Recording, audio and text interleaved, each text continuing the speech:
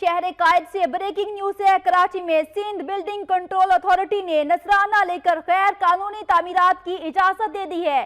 जराये के मुताबिक गुलबर्ग टाउन में अफसरान की सरपरस्ती में गैर कानूनी तामीरात का काम जारी है। इन इमारतों को गुज़िश्ता दौर में गैर कानूनी करार देकर तोड़ दिया गया था, जिनकी तामीर का दोबारा हुक्म दे दिया गया है। इस हवाले से मजीद क्या तफसीलात हैं, जानते हैं नुमाइंदा वक्त न्यूज मोहम्मद शकील से। जी मोहम्मद शकील, मजीद आगाह कीजिएगा। जी, गुलबर्ग टाउन में सिंध बिल्डिंग कंट्रोल अथॉरिटी की सरपरस्ती में इस वक्त गैर कानूनी तामीरात का काम जारी है।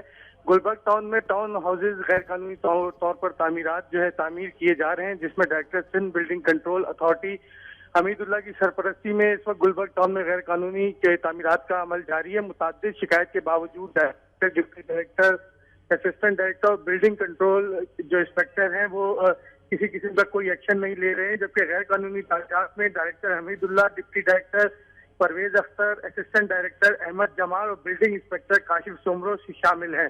जी शुक्रिया मोहम्मद शकील, आपने अपडेट किया।